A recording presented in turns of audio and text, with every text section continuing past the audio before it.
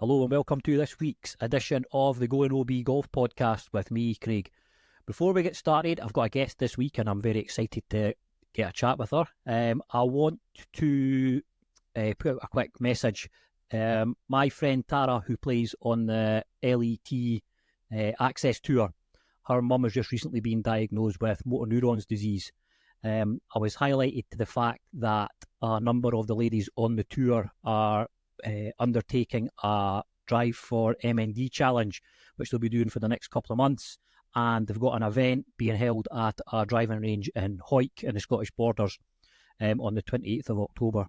So I reached out to Tara just to get a bit more information, and I just quickly want to put, just kind of draw your attention to it really. There's a Just Giving page for it, and I'm going to put that in the description notes, so anybody that's able to give anything, I know it would be very much appreciated. So Tara's mum, Claire, was born in Winton-on-Sea, which is down south, as they say, and she moved to Hawick. So what they've done is they've worked out that that is a 338-mile trip from Winterton-on-Sea to Hawick, which is equivalent of 594,880 yards.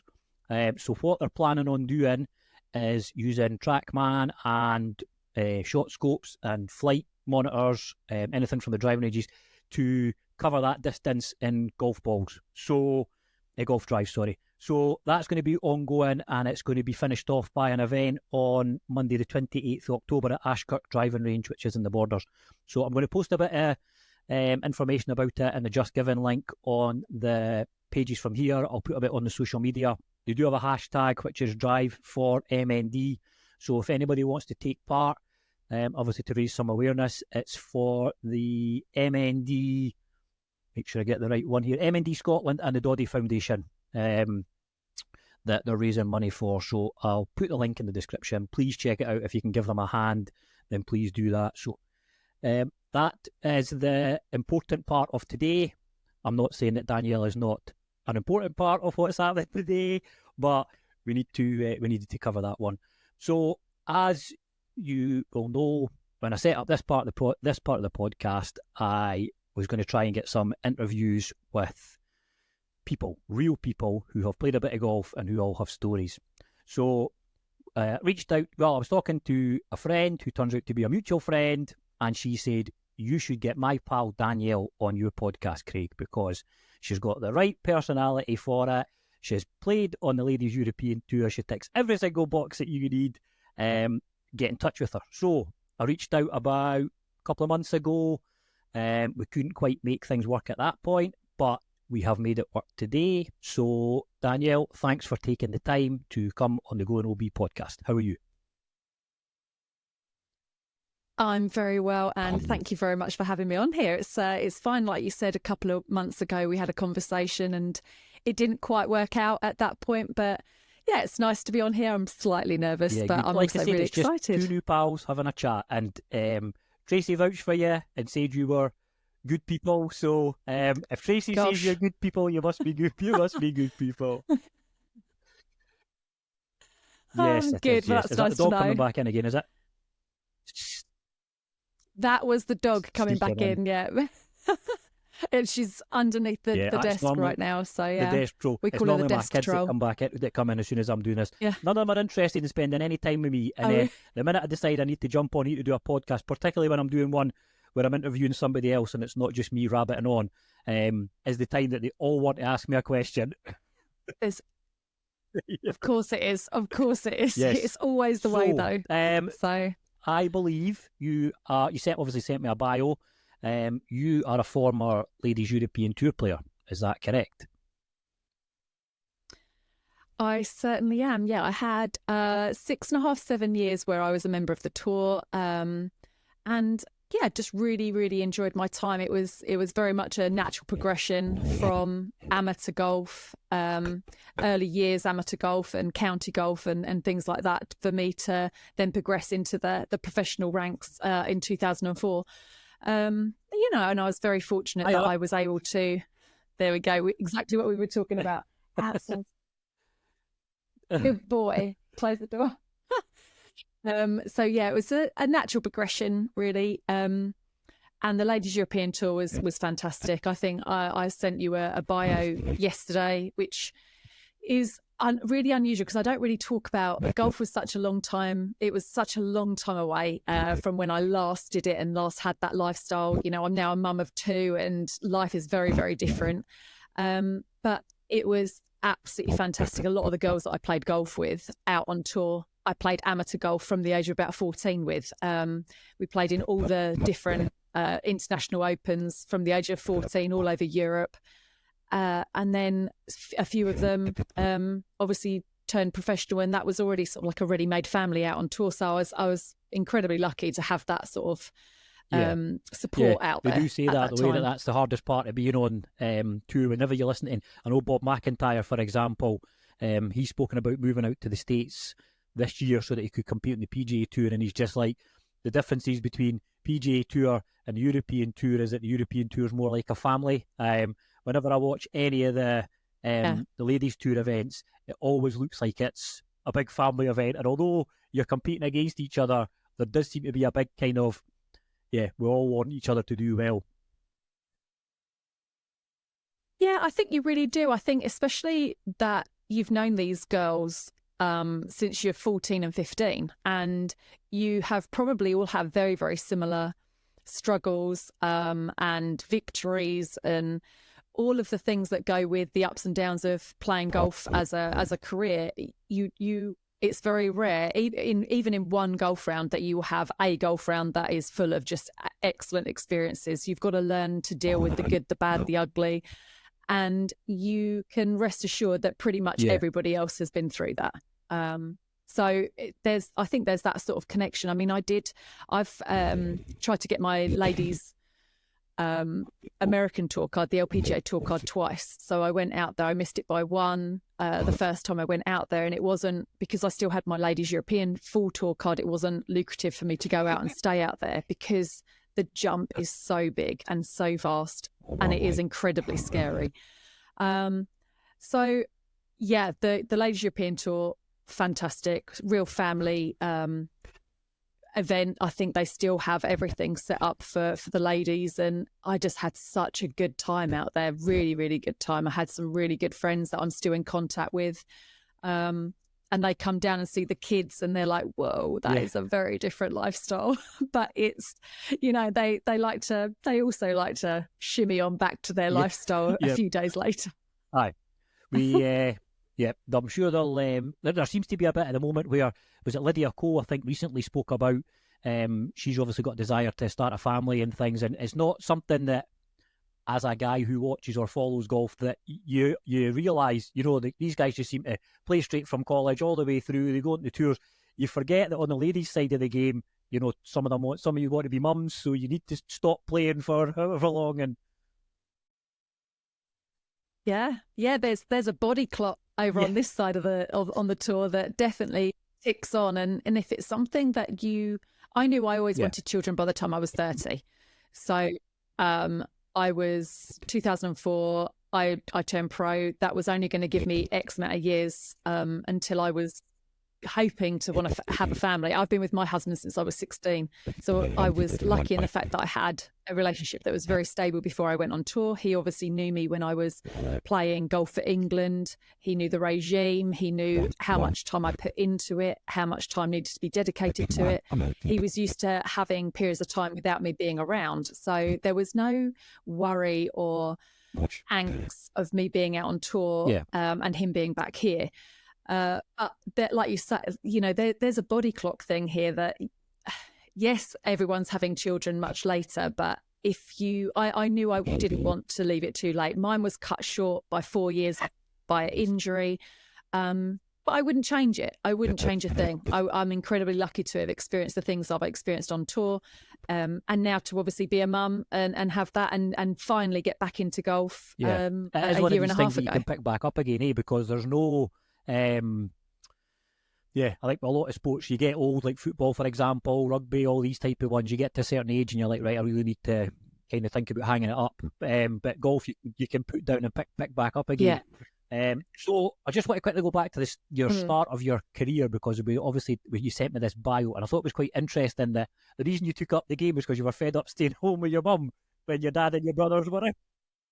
Absolutely. I mean, yeah. Do you know? I've got to say, my mum's brilliant company, and we get on. She's like a best friend. But you know, when you're growing up, and I was such a tomboy. You know, I played football. I played basketball, darts. You know, all of those sort of things, table tennis. You know, my brother said it wasn't like growing up with a sister. It was like growing up with a boy, another brother. That because if he wanted to go out and play football, I was like, yeah, I'll come out and play football with you. Or, you know, we'd play tennis. So, yes, on the Saturdays that they would go out and play golf with sometimes my granddad and uncle as well, I would be like, I'm here and we're dusting, hoovering, and cooking for their meal on a Saturday night. I was like, no, this is not what I want to do. And so mum and I were like, let's go to the driving range. So we both went off to the driving range, and I had like a little left-handed hickory shafted 7-iron, the ones that had like the little dimples as the grooves rather than the lines. And so I had this left-handed hickory shafted 7-iron that I just used to like wallop it down the driving range. And we would just do that, not every Saturday, but just on the odd occasion. And then on this odd occasion, Iris Smith, this old lady that was coming up the 9th hole, sort of came over with an electric trolley, and she was like, does she play golf? And mum says, well, no, just at the driving range. She's never been on a course. And she was like, oh, we'll get her into county training, like just to see how she gets on. And that it was just a whirlwind. Within 3 months of being introduced to that, I got a letter through to say, did I want to do Southeast Regional training? Then they said, I think, you know, you look so ambidextrous. Let's see what you look like swinging it right-handed. And I started doing that, and it was absolutely fine because I can still swing a club left-handed and make contact. So and I can throw a ball with both hands, and, you know, I can write with both hands and things like that. So it didn't feel completely alien. Let's put it that way. It felt strange, but it didn't feel completely alien. And because golf was still so new, I just made that switch there and then. So yeah, that's how it started. Well, I've tried to get my son into the game. He's 13, but he's just like football daft. So golf's too slow for him. However, my daughter, she's 7. She really enjoys it. So she comes to the course with me. She's got a couple of wee clubs that I've managed to pick up for her. And in fact, we played a couple of weekends ago, myself and my pal Dan, and we just went, Roxy came with us. So we went out, we just hit our shots and just continued to walk. And she just stands on the tee and just batters balls down and follows us and followed us. Then when she gets to the point where she's tired, she jumps on, like I've got a electric buggy thing. She just jumps on that because there's nothing over, and she just gets trundled all the way down the fairway. So she's quite happy. So she might be the one. See, that's lovely. She might be the one that comes good for me and becomes my golf partner in the future. I'm still holding out some hope for that, because she does. Absolutely. She's very into her dancing things. She was away at competition today. She's here, there and everywhere. So it would be quite a good wee bonding experience for me to do stuff like that with her, because it's a couple of hours and I've taken and getting a juice and a bit of cake afterwards. I actually think that's the real reason she comes. It doesn't make any real, but do you know what? There's some. Yeah, the cake and the cup of tea afterwards. I used to absolutely love that. That always used to be a thing, like monthly medals with lady golfers. You'd complete your like monthly medal and you'd go into the clubhouse, you'd have a cup of tea and then the slice of cake from underneath the glass lid. And it would be whichever one it was that the kitchen had made that week or whatever. And oh God, I used to love it so much. It was so nice. I think that's probably why I stayed at it for so long. I was like, cup of tea and cake, yes, please. Yep. If you're not getting paid for it, at least you can get yourself a cup of tea and a bit of cake. That's always a good one. Yeah, that's right. Exactly. Now it's a gin and tonic. So got to the age of 18, and you were representing England. So that is quite a meteoric rise from where you started to representing your country. Yeah, I mean, I actually started representing England at the age of 13. I played in my first event for England, so I was only in the setup about a year and a half, and I got chosen as one of the 2 girls, 2 boys to represent England in the European Team Championship over in Ivorivari in Italy. And that was a fantastic experience. I think from there, I just knew that, wow, I want to do the traveling, the golf. It was absolutely phenomenal. There's a funny story actually, and I'm sure I've told Zane Scotland, because Zane Scotland and David Porter, I cannot for the life of me remember the girl, because she played in that event and then she wasn't really in the setup anymore. And I tried to look for her name yesterday, but it has eluded me. So please forgive me if anyone does eventually listen to this and knows who that young girl was that came out with me. Fantastic. But when my mum and dad drove me to the airport, they walked in and Zane Scotland was there with his dad and David Porter was there with his mum and dad. Now, Zane is a good-looking chap. David Porter was a good-looking chap. But David Porter at 13 was full stubble. Full stubble. He looked like a man. I'm jealous of the kids. And I remember my dad looking at me going... See this bit of scruffy beard I've got here. This has taken me about 3 weeks to grow this, and I'm a 40-year-old man. And I'm a 40-year-old man. So really? Yeah, kids are growing up so fast. Yeah. So yeah. This is it, right? My dad's a bit the same. Not really much stubble either. And my dad looked at my mum and he was like, "She's not going away with these two," because they look like men already at the age of 13, 14. They were so tall and they looked like proper men. And, it was not the day and age where you had mobile phones and you were in contact the whole time. And the England setup issued us 2 wonderful people as chaperones. But they were in their mid-60s. It was such a fantastic event. I think that sparked my love of travel, playing golf, representing my country. I don't think there's anything better. For women, it was the pink blazer, the white shirt and the little blue court shoes you had to wear.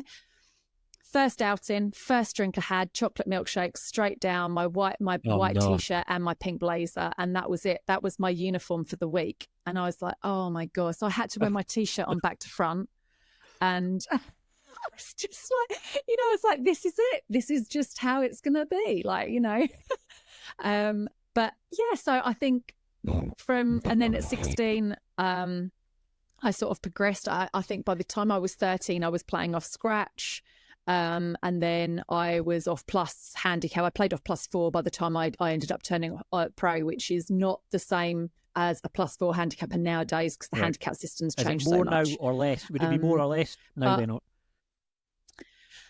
Yeah, you'd probably, I don't know, because I'm not that au fait with it, but how I understood it when I spoke to a couple of the coaches that I use now, is that it would be classed as like a +6 or +7, something like that. But to be honest, I still find that completely unbelievable. +4, I think, is, it's doable. But we're talking +4 off of amateur tees, even though they were international events, they're not pro tees. So that was a huge awakening, actually, to be shooting comfortably 4 under, and then you go, just shout, hey? Just something. We're just, that's right. If it's not the kids, it's the husband. And I think that was a thing when you get on tour, the courses are so much longer. And the competition is the depth of competition. I mean, you obviously get the people that finish top 5, top 10 pretty much week in, week out. They're your great European players. But yeah, you definitely did see a big difference in going from amateur, even high, top end amateur, to going out on tour. There's a lot of people that think there's a big difference. Well, if I just get to scratch, I can go try and compete in tour events. And there's folk as well turn pro off of Walk 2 and stuff like that as well. And then when you look and hear the stories, particularly being in this golf world with the podcasting and stuff, you hear about guys that are +4 and 5 and they're not even making the cut the weekend for these things. So the gulf between amateur, elite amateur, pro, and then elite pro is massive. Yeah. Oh, it's absolutely huge. I mean, there's just so many layers and ladders to climb. We're not only talking about mental ladders as well. I mean, I was incredibly lucky. before I went out on tour, I made some really good connections with some companies that supported me. I didn't have financial worries. I had my tour school paid for. I had a clothing sponsor. I was sponsored by Oakley from the age of 16. I've been with Ping since I was 16. You know, I had Scandinavian clothing companies. I had a language learning company that supported me. I had a big club, Chart Hills Golf Club, that supported me financially to play on tour. So that I was so grateful for. But I also made sure that they didn't just give me money, that they got value from me. Like if they needed me for anything, it was never a chore. Yeah. I was super grateful. I'd always make time for anybody that had helped support me, because I saw the struggle of other girls that didn't have that support. And then that mental strength of, oh my goodness, if I don't make top 15, I actually don't cover my costs. I mean, to be honest with you, some of the events that you'd play in when I was on tour, if you weren't top five, you weren't covering your costs. You weren't covering hotel, entry, food, accommodation, hotel accommodation, flights. You that's how hard it got at one point out on the Ladies European Tour. The breakdown of the cost was just absolutely and that diabolical. cost thing comes up all the time, doesn't it? You know, like the male versus women's sport, and what you should be getting paid for what you should be getting paid for what you're doing. It comes out, I think, but it's certainly other pros that I've spoken to through previous iterations, or ones that you watch on videos, they all say the same thing. You know, like it's you don't make the weekend, you're not eating, and you're not paying, and you still forget you've got that's right, caddy to pay, you've got the hotel that you've booked for the last 2 days, you've got all the stuff. So I think a lot of people just think, oh, you've turned pro, you go out on tour, you just try and play and make some money, but you suppose you've got to have a business head on you as well, or somebody to run that back for you. Yeah, it is. Yeah, absolutely. I mean, we call it the bread and butter days. Bread and butter days are your winter time events that you do. I used to have a couple of guys that they would pay me for, like, sometimes in excess of 1,500 quid for a day, and I would meet them at Wentworth at 7 o'clock with their probably 2 best clients. So it would be the owner of the company, myself, and then their 2 best clients. And I'd get there at 7. We'd have breakfast. We'd play 18 holes. We'd come in, have some lunch, maybe a couple of whiskies, and then we'd go out in the afternoon. And I would entertain, help, coach, and make sure that they just had a really good day. And I absolutely loved that. I actually never saw that as a chore, because I can banter with the best of people. I definitely find male humour far funnier than anything else, and that sometimes makes me a bit of Marmite with other females. But you go on a ladies tour, and they all have my sense of humour, so that was never an issue. So I loved those sort of bread and butter days where you went and entertained clientele on a day, and that was fantastic. That never felt like a chore for me. You know, like you said, it is something you need to do. You've got these sponsors; they're helping you out, so you need to be reciprocating. Yeah, exactly. Tip top. So you played the Curtis Cup as well, yeah? Yep. I certainly did. Yeah. So represented Great Britain and Ireland from the age of 16. Played the Vagliano Trophy, which is like a Curtis Cup warm up over in Ireland. That is Great Britain and Ireland versus Europe. I was fortunate enough to hold the winning putt on that, and that I was dead, because I was always last out in the singles. Why is that? Is that a strategy thing? Is that like, we need somebody to bring home the last point? We trust her. I think it's kind of that thing. It's either that, or she's dumb and doesn't understand the pressure. That's not the case. I did understand the pressure, but I can just kind of, I really thrive on, I when I was much younger, not so much now, but I used to really thrive on that pressure. I loved all the sets of eyes on me to watch me play. And I that team camaraderie of what you felt, you knew that they all wanted you to do well. We all got on so well. Our team captain, Ada, she was just incredible as well. And they were like, Dan, if it comes down to the last putt, you've got to do the praying mantis. If you hold that putt, you've got to do the praying mantis on the 18th green, or the last green. And I remember I had this 6'5" Irish caddy. All his family was there as well. We got on great. My mum and dad had come over, and it was coming down the last, and I needed this like 12-foot putt to win the Vagliano Trophy. First time I think we'd won it in a number of years as well. And it went in, and I just remember sort of launching my putter, doing this praying mantis thing, and the photographers went, my caddy was over, and it was on the back of the a newspaper, me doing this stupid praying mantis thing, which was meant to just be a private joke in between the team, because I always did like lunges, like this was how I'd warm up, and I would just lunge around the place just like a complete joker. And it became this thing that like, you've got to do it, that has to be your thing, like there's no. So I ended up just doing this praying mantis lunge, and it being on the back of the papers, and that was ended up what I was known to do when and then obviously I got chosen for Curtis Cup, which was absolutely incredible. We had Michelle Wee, we've got Paula Kramer, we had Nikki Timmins was actually my foursomes partner, and she's another Kent girl. Now that's never been done before. We had 2 Kent girls in the England, we had international GBNI squad, and we were foursomes partners.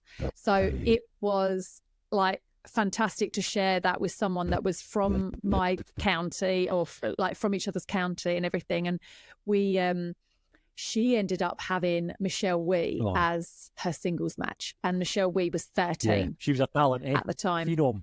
And oh my goodness, I remember Nikki just going to me, can you believe it, she's 13 years old and it's taking me like a driver 5-iron to get to her drive. And she said, and Nikki's obviously a fantastic player. She's actually just starting again. We've been told that she's starting to come back to golf as well. So fingers crossed I'm going to see her soon again. I haven't seen her for years. So Curtis Cup was incredible. Up at Formby, fantastic crowds. Oakley came up and supported me. They handed out loads and loads of free glasses, like to my family and everything like that. So that was really nice. Glenmuir were our clothing sponsors back then, so it was all very tidy and looking. Neat. It was very professional looking.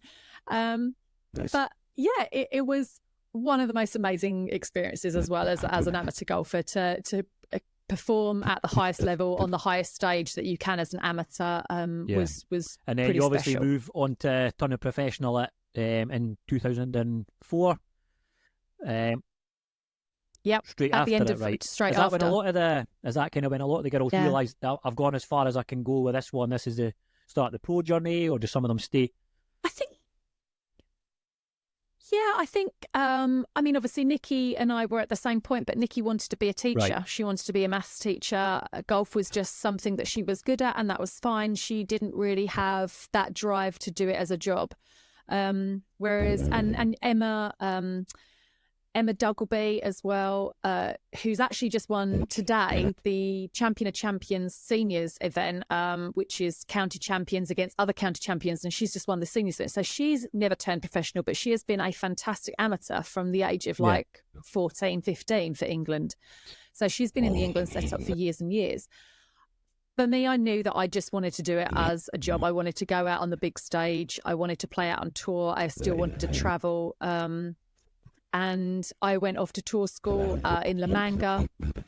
I gained my tour card. I want to say I finished quite high up in tour school in that first time I went. I can't remember. I want to say it was like top 10. It might have been top 5. I'm not sure. And started the tour straight away. I think, that year that I got in GBNI, or I knew that I'd been chosen for Curtis Cup, you have to have a plan. Whether that's to stay amateur, but I knew I eventually wanted to be a professional. So to achieve that, I knew it was going to be then the winter was going to be going out to La Manga and going for tour school. So that was my plan. I entered and I went to tour school as a professional. You can go as an amateur, but if you get into final stage, you can go. But if you gain your tour card as an amateur in that final stage, you can't have a tour card. You have to make the decision before. And so then you're in. So before I even got to final stage, I was like, no, I'm turning pro. So I went there as a professional, and that was my first professional event. And then I had the likes of Becky Brereton out there already. She was doing incredibly well. She was like top 5 in Europe by the time I went out on tour. She'd been out there for about 4 years prior to me.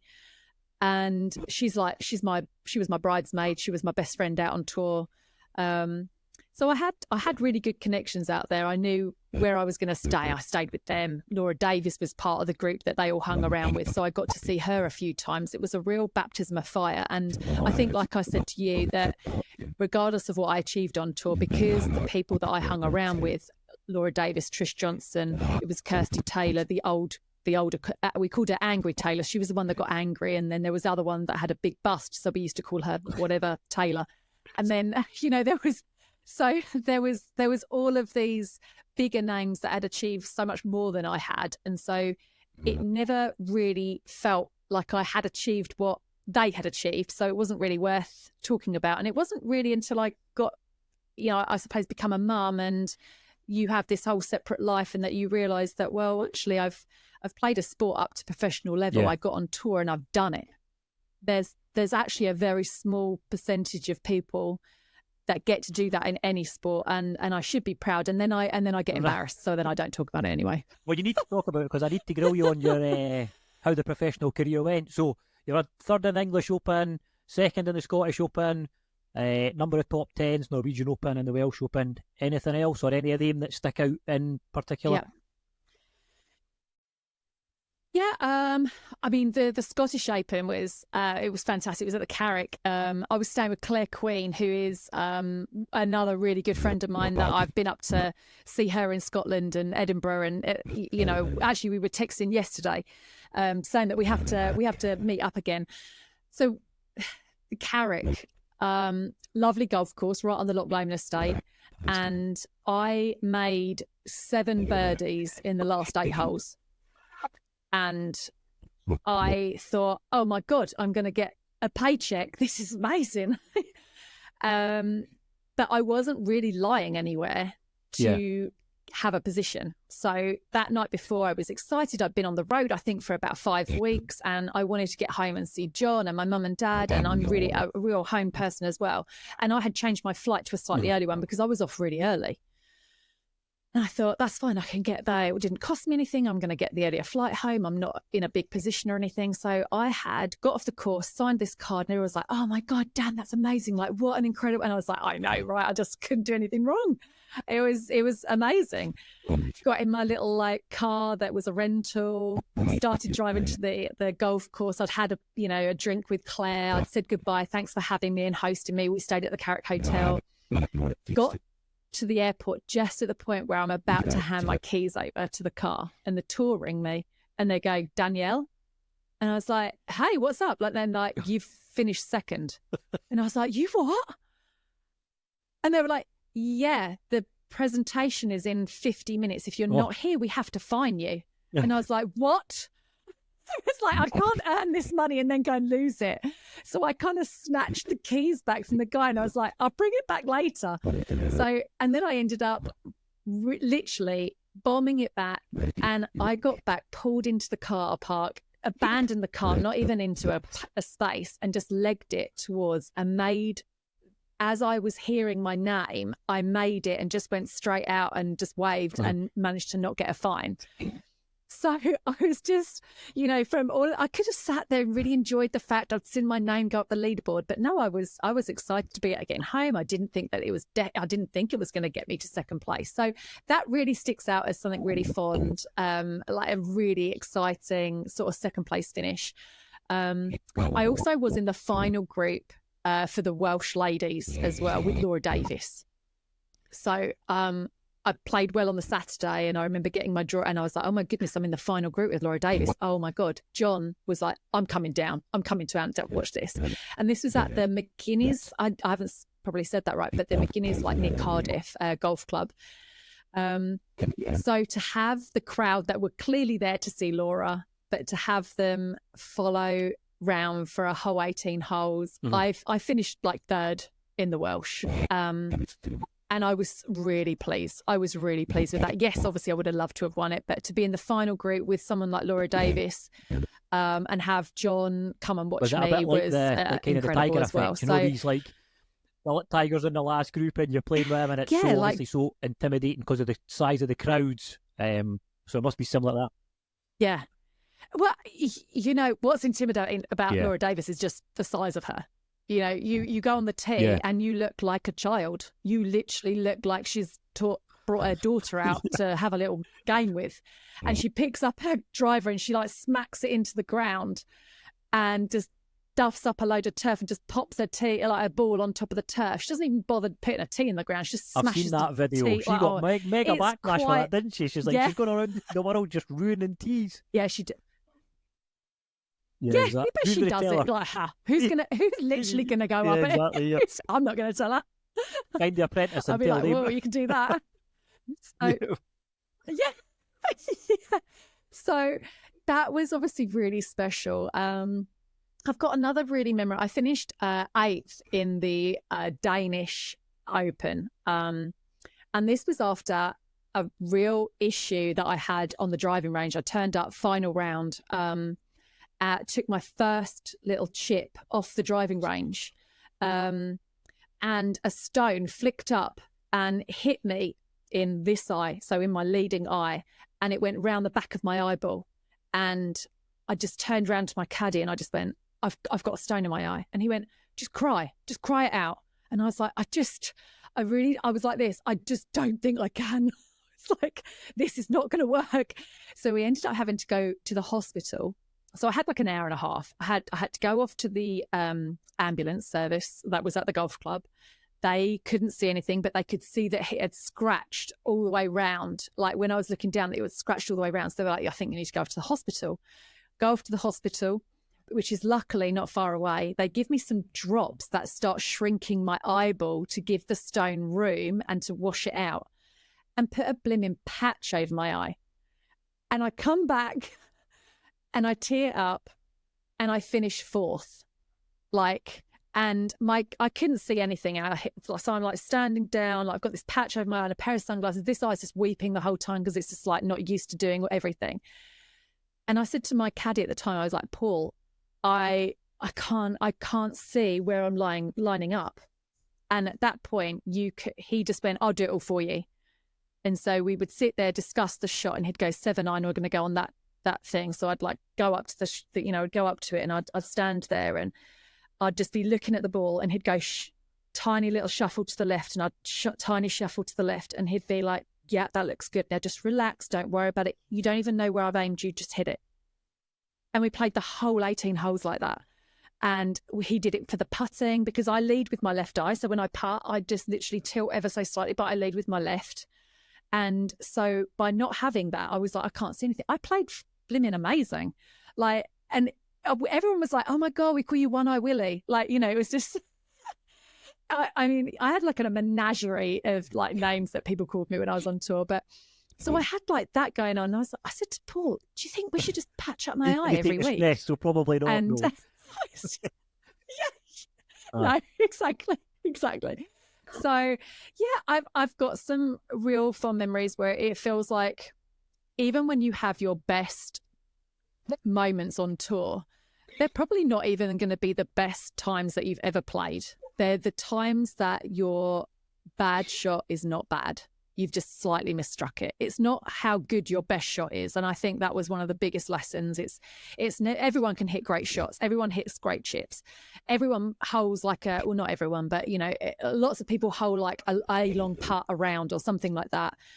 It is how destructive your bad shot is. And if your bad shot is not destructive that week, you're probably going to have a really good finish. You know, that you haven't hit. I mean, there's obviously a degree of luck, but there's not really a great degree of luck. If you're hitting slightly off strikes and they're just short of where you've actually aimed, you're probably not going to be in trouble. And I think that was the difference. Once I started to understand, it's actually not how great the great shots are, it's actually how great the bad shots are. Like, you know, if your bad shots that you've hit don't really stick in your mind, that's when you've probably played your best and you're going to have your best finishes. That's what they tell you. I'm Exactly. a big compounder. Exactly. I'll spray balls all over the place and then try to pull off hero shots that I've not got in my arsenal. But Yeah, yeah, you're right. And it is, I know. And as you're saying, like we obviously all the do it. stories from, I've had some kind of semi-decent rounds and played in the summit. See some of the best stories and the best laughs I've had on golf courses have been when we've been playing down the coast on a November when the wind's blowing a hoolie and you get blown about the place. And Yeah. it's Yeah. it can be really entertaining. But It is. It really is. And because I tried to get my daughter into it, and I was trying to say to her, it's actually not about playing well. The memories I've got of growing up are actually of like the hilarities that happen on the golf course. It's the mistakes that you make, the stupid shots you hit. I mean, I've hit my dad on the golf course before. He was watching me play an event, and I'd sent him down to see where my ball was going down the left side of the fairway. And I said, just stand over there because then you'll be able to look round and you'll be able to see it. And he was like, okay, darling, okay. So off he went, and it came straight off the heel of my and it was like an arrow. And he saw it and he started going backwards. He tripped over a stake tree. As his leg come up, the ball pummeled straight into the side of his leg, and he went down like a wounded animal. And I just remember thinking of if he'd have stayed still, it wouldn't have hit him. It's because he saw it and he was like edging to get out of the way, but it was coming round. All of those things. I mean, there has been so many funny things. He's also fallen in a bunker. He's been chatting away to me and just fallen straight into a bunker. We had to call like the buggy to come and collect him because he'd actually done his ligaments. And I was trying to say to Mary, it's not actually, it's the laughs that I've had on a golf course. When I recently got back into it and I started playing with a friend called Dave Stansfield, and we went to Bearsted and we hadn't seen each other for ages and we were just having a real catch up. Got on the first tee and I hadn't hit a ball for like 13 years. And the golf manager from the local club came out and he was like, oh, Danielle, are you back playing? Oh, that's so good. I was so excited. We're on Instagram now. Can I take a video? And I was like, oh my God. Yeah. I said, yeah, that's great. Sure. Shank straight out onto the railway. And I looked at him and he went, I tell you what, we're going to take a photo. And I said, yeah, that don't post that one. I know. I was like, oh, that sounds great. Thanks. Playing golf on camera is not for everybody, is it? No, it definitely wasn't for me after 13 years as well. So but you're back. Yeah, it was good. You're back playing county now, are you? Yeah, back playing county golf, playing off 1.2. But I think like I've mentioned, I threw myself into it quite a bit last year. I practiced lots. I got into really having a look technically at my swing and doing a few changes that I just didn't really want to do while I was on tour. And I just didn't feel like I played well. I felt like I couldn't control the ball. I was just putting too much spin on it. And so I was like hitting this huge draw. And I'm normally a kind of little picky offy fade. It's it's a weak shot, but it's really, really consistent. And I think because I worked so hard and then struggled, I started to think I'm just not enjoying this at the moment. And I didn't play all winter. And then I played a couple of times down at Prince's with some friends and then went and played Chart Hills with friends. And did not do any practice. I turned up to county champs. I came joint second. I then didn't touch a club from county champs until county week and played at Northants Golf Club, which is Justin Rose's golf club.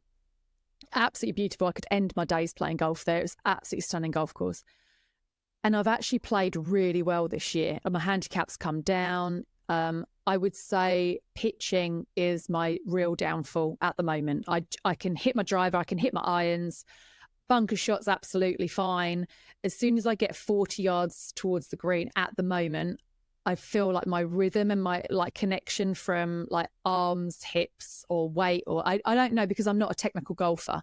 I'm a field golfer. And if I'm not doing a lot of practice and feeling it, then I end up losing that side of it, which is what's happened because I've not been practicing.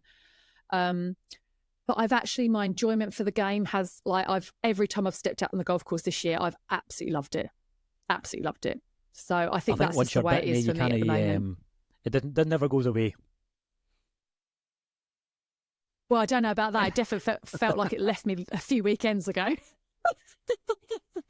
Oh, but there you go. It's one of those things. But I'm loving it. I really love it. I'm doing quite a bit of mountain biking at the moment with my daughter, and I'm really enjoying that. I'm throwing myself into that and enjoying the exercise and getting fitter and stronger and stuff. So yeah, we've been doing a bit of that. So we spoke about beforehand how we normally try to do a bit of a chat about your career, some of the stories from the tour. But because the podcast is called Going OB, we're going to take this out of bounds for the next wee minute, right?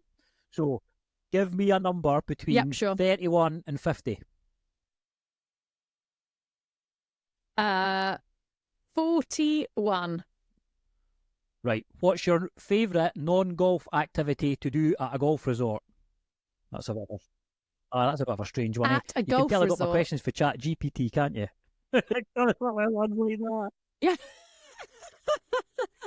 Well, I probably, honestly, to maybe go to a spa. I think I actually really do love a spa. My favourite activity at a golf resort that isn't golf related, it would probably be spa and having a few drinking games, game of cards. Love a game of cards. So it would be spa, game of cards, a few drinks. Balls. Yeah. And then try and go and hit a few balls. Right, give me another number from 71 to 100. 82. Okay, 82.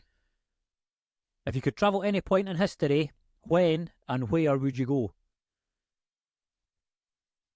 Oh my God, that's such a difficult one because I've not been able to prepare for that. Oh, okay. I would absolutely love, I can't think of the dates, Downton Abbey, right. Whatever era that is, right? I don't want to be a poor person.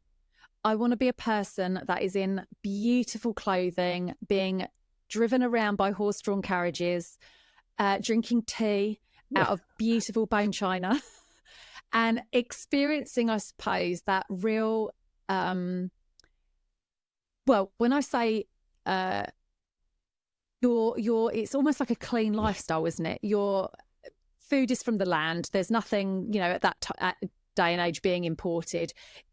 Everything's seasonal. It's being cooked fresh in the kitchens You're below an upstairs you. Person. And I'm an upstairs person. I suppose it would probably be no technology, really rural, I'd love to go back to that sort of time where it was like very localized. Everything was much more simple, way more family orientated. The world seemed huge, or actually you couldn't even fathom, the sort of travel we do now and things like that. Simple life, I think. Yeah. If I could go back to that I don't think you're alone there. I think there's a lot of people that think nowadays is far too, it's too crowded, it's too hectic. We're rushing for here, there and everywhere. I mean, I have constant conversations with my wife that we just pass each other on the doorstep. I'm taking Oscar out to training or doing something. She's got the wee one. She's working. I'm working. It's just difficult. Whereas I suppose in those days, you're with your family. That was it, really. I think that's it, isn't it? I think it's really easy to. Well, I dream about that quite a lot of going back to. I'd love a little small holding. I'd absolutely love a pygmy goat and some chickens, and to wake up in the morning and just know that actually I just need to go out and do those things. I need to cook a dinner. I need to make sure the kids are educated or on school on time or home educate, and then you're just with your family. You have your friends, and you just I don't know, a bit more community. I would love that sort of. But to go back to Downton Abbey and have that bit of luxury, I think I'd like that. Yes, you want it nice and simple, but you want to be an upstairs person, so you don't have the.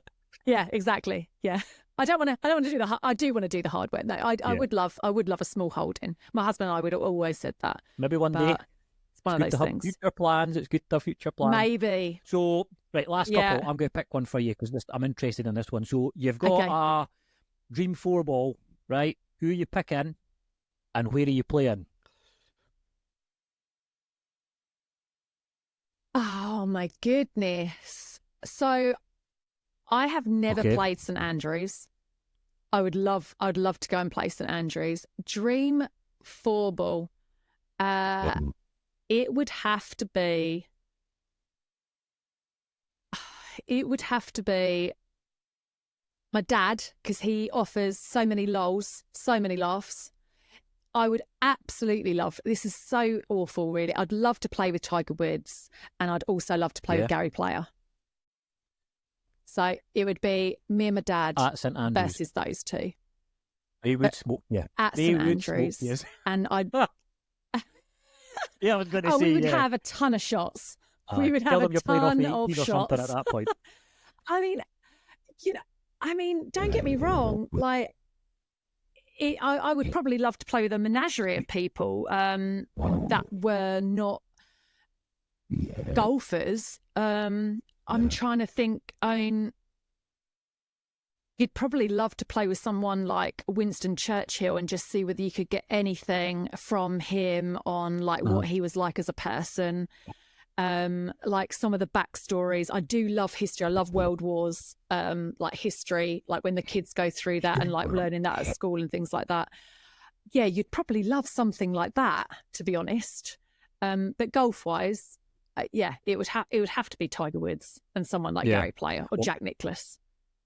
But I definitely want my dad there for the lols. When I was asked this question a year or minute ago, I picked my dad as one of them. John Daly is the other one. And then I went a bit off topic, but I picked Ali McCoist because Ali McCoist's like an absolute legend. And he plays he's a member at the Carrick and he plays at Loch Lomond. So what I was hoping I would have done by saying I'd like to play with Ali McCoist is that he would get in touch with me and be like, Craig, get a hold of your dad. We'll get John Daly. We'll go play up at Loch Lomond. So it never happened. It never happened. God, could you imagine it? Did it not? Exactly. Well, you've let it out there again. A boy can Maybe dream, the more that Super Ali, if you're listening to this, exactly. you need Super to Ali, keep if you're listening to this, I'm still wanting a game of golf, so make it happen. Right, last one before I let you go. What's your go-to karaoke song? Okay. Oh God, it's embarrassing. I was going to say it'll be like embarrassing. A Virgin. Yeah, just because like who doesn't sing that when they've had a few drinks? It's probably something like that. Or let me ask John, what was that song that we had as our first dance? I can't believe you've had to ask your husband that question. That is all right. Yeah, okay. Well, it's because he chose it. We both chose it, right? Who's it by? But so basically the song. This was to our first dance in front of all of our family. When I think of you, I touch myself. The Divinals. By the Divinals. That was very appropriate. That was our first dance. So that was our first dance song. I'd probably sing one of those. one or t'other. My embarrassing one's Material Girl by Madonna.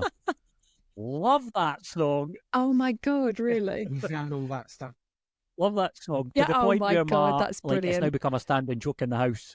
And my son's doing guitar lessons at school and he came busting in the door and he's like, Dad, we're playing Material Girl in the guitar class. I was like, oh, brilliant. Everybody will know.